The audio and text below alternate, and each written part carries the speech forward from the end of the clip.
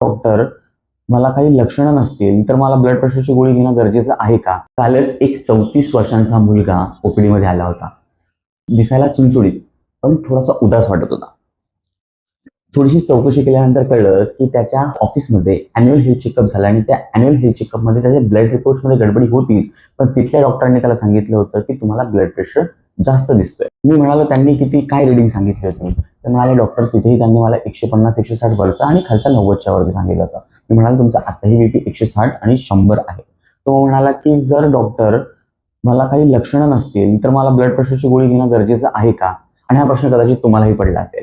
Actually initial स्टेजेसमध्ये म्हणजे stage 1, stage 2 हायपरटेन्शनमध्ये usually signs दिसत नाहीत, सिम्पटम्स दिसत नाही. पेशंटला वाटतं मला काही लक्षणं नाहीत, मग मी गोळी कशासाठी चालू करू?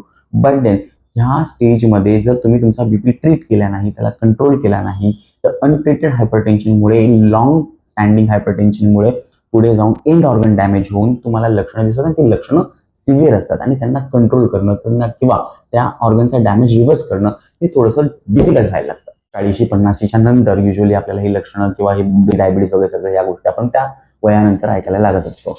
यंग एजमध्ये पेशंट्सला का हे सगळं लवकर ब्लड प्रेशर, कोलेस्ट्रॉलचे प्रॉब्लेम यायला लागले?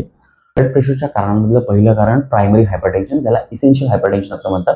Usually 90 to 95% cases are of essential hypertension. त्याच्यामध्ये रिस्क फॅक्टर्स असतात: family history, obesity, overweight, chronic stress, anxiety, बऱ्याच पेशंट्सचे poor sleep, high salt intake, physical inactivity, dietary बिलकुल पण कंट्रोल नसते. या सगळ्या कारणांमुळे यंग एजमध्ये सुद्धा ब्लड प्रेशर आजकाल मिळायला लागले आणि सेकंडरीमध्ये एखाद्या पर्टिक्युलर डिसीजमुळे, तुमचा अंडरलाईन डिसीज असतो त्याच्यामुळे, जसं किडनी डिसऑर्डर्स झाले किंवा ड्रग्समुळे, यांच्यामुळे ब्लड प्रेशर वाढता येऊ शकतो. पण मग एका रिडिंगवर तुम्हाला ब्लड प्रेशरची गोळी चालू करणं गरजेचं आहे का? नाही. तर 3 दिवसात 3 डिफरंट वेळेला वेगवेगळ्या 3 रिडिंग जेव्हा आपण घेतो त्याच्यामध्ये सुद्धा जर तुमचं बीपी सिस्टॉलिक 130च्या वरती असेल आणि डायस्टॉलिक 80च्या वरती असेल तर स्टेज 1 हायपरटेन्शन. जर सिस्टॉलिक बीपी 140च्या वरती असेल आणि डायस्टॉलिक 90च्या वरती असेल तर it is second stage hypertension आणि ह्याच स्टेजमध्ये तुम्हाला त्याच्यावर ऍक्ट करायचं आहे. काय काय कराल? सगळ्यात पहिले फिजिकल ऍक्टिव्हिटी वाढवा, सॉल्ट रिस्ट्रिक्टेड डाएट चालू करा, तेलकट, तिखट, तळलेले, पापड, लोणचं हे पदार्थ जे एक्सेसमध्ये खाताय ते बंद करा. शिवाय इन्सुलिन रेझिस्टन्स असेल किंवा प्री डायबिटिक स्टेज असाल तर ते रिव्हर्स करण्याचा प्रयत्न करा.